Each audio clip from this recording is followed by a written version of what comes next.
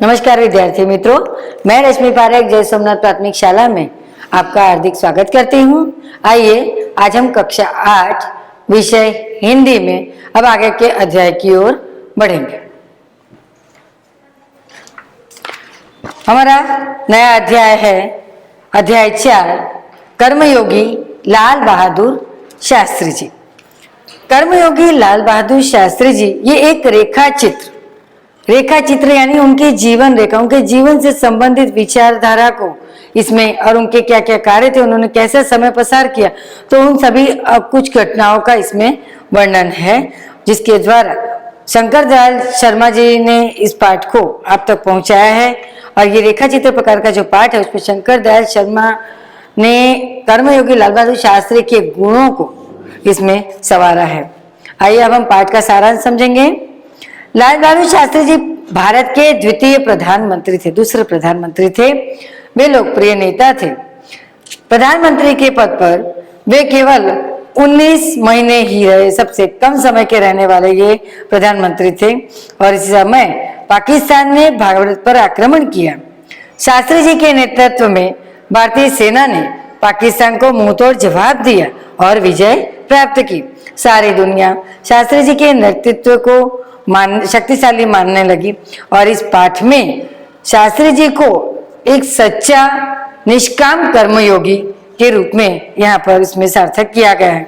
निष्काम यानी जो बिना भी किसी इच्छा के, बिना किसी लालसा के अपने कार्य में लगे रहे, अपनी प्रशंसा की चिंता ना करे, तो ऐसी ललक उसमें ना हो, बल्कि वो सिर्फ देश के लिए कार्य करे। और इस प्रकार से निष्काम कर्मयोगी की उनको उससे शब्द से उनको नवाजा गया।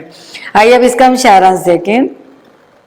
कर्मयोगी लाल बहादुर शास्त्री जी कैसे थे, तो उनके गुणों का संक्षेप में यहाँ पर हम वर्णन आपके सामने रख रहे हैं। और पुस्तक आप पढ़ेंगे तो इस पाठ को आप और भी अच्छी तरह से, आप पूरी तरह से समझ सकते हैं। तो कर्मयोगी लाल बहादुर शास्त्री जी भाग्य के भरोसे पर बैठे रहने वाले नहीं थे। उनके लिए तो कर्म ही ईश्वर था।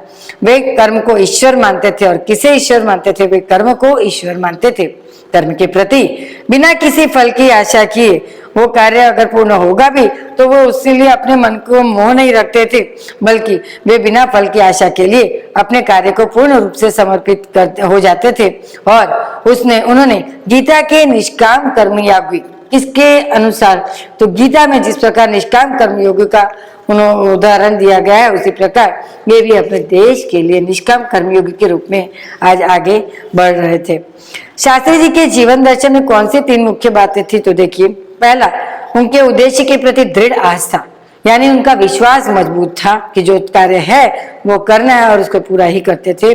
दूसरा, उद्देश्य को पाने के लिए कर्म का अनुसरण, यानी उस कर्म को लगातार करते रहना।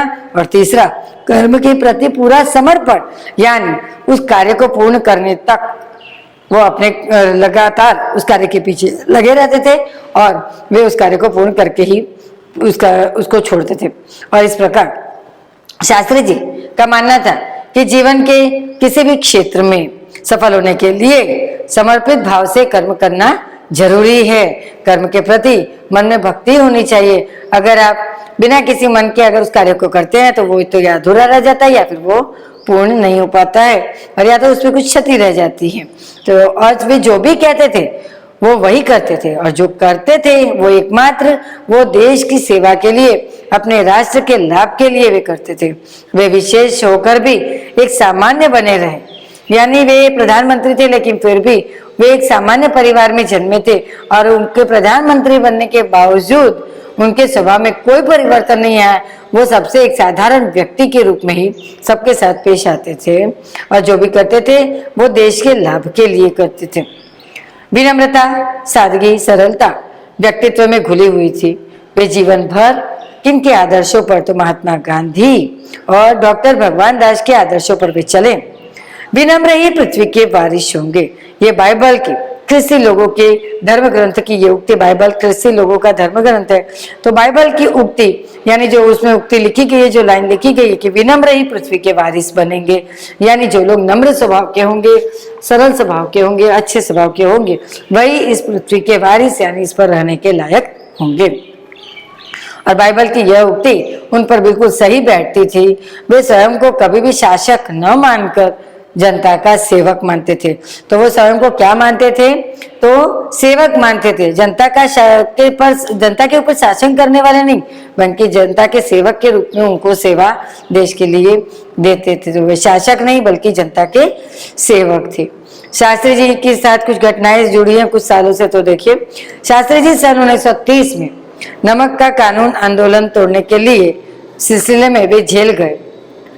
1942 तक, तो 1930 से 1942 तक वे कुल 7 बार जेल में गए और लगभग 12 वर्ष से भी अधिक समय उन्होंने जेल में बिताया इस देश के लिए।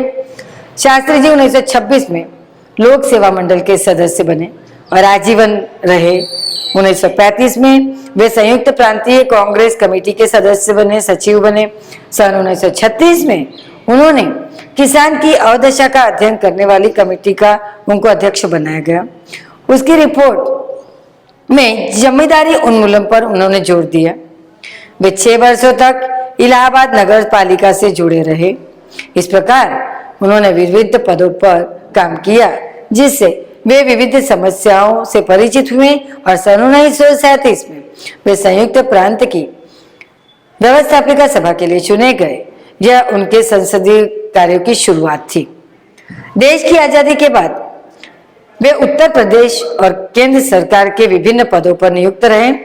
केंद्र में उन्होंने किन पदों पर? तो देखिए, परिवहन यानी आवागमन का, संचार यानी दूरसंचार, वाणिज्य, उद्योग और गृह जैसे सभी महत्वपूर्ण कार्यालयों में, मंत्रालयों में इन्होंने मंत्री पद संभाले और इन पदों पर रहकर उन्होंने प्रशासकीय दक्षता का भी परिचय दिया। वे स्वयं को कभी भी अपने पद के कारण ऊंचा नहीं मानते थे। उन्हें किसी भी प्रकार का अहंकार नहीं था कि मैं इस पद पर हूँ। पंडित जवाहरलाल नेहरू की मृत्यु के बाद उनको इस देश का प्रधानमंत्री बनाया गया और 19 महीने के दौरान इन्होंने इतने कम समय में अनेक सफलता और लोकप्रियता हासिल की।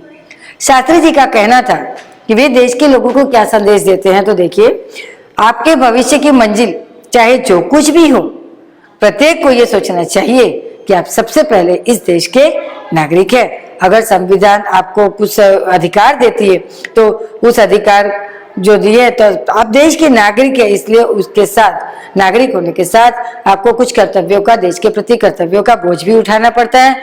हमारा देश प्रजातांत्रिक है, यानी प्रजा के द्वारा बनाया गया तंत्र।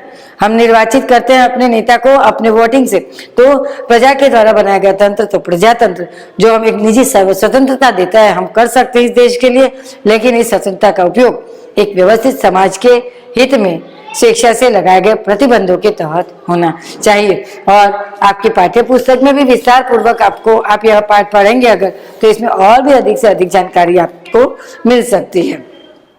अब यहाँ पर कुछ शब्दार्थ शब्द दिए गए मित्रों, देखिए शब्दार्थ में देखिए, कर्मयोगी शब्द समूह है यहाँ पर, कर्म करने वाला, निष्काम यानी फल की अपेक्षा न रखना, अदम्य जो दबाया न जा सके, स्वेच्छा अपनी इच्छा से, ललक तीव्र इच्छा, निर्मल जिसमें मलिनता न हो, निर्वाचित यानी चुना हुआ, प्रदत्त यानी दिया हुआ।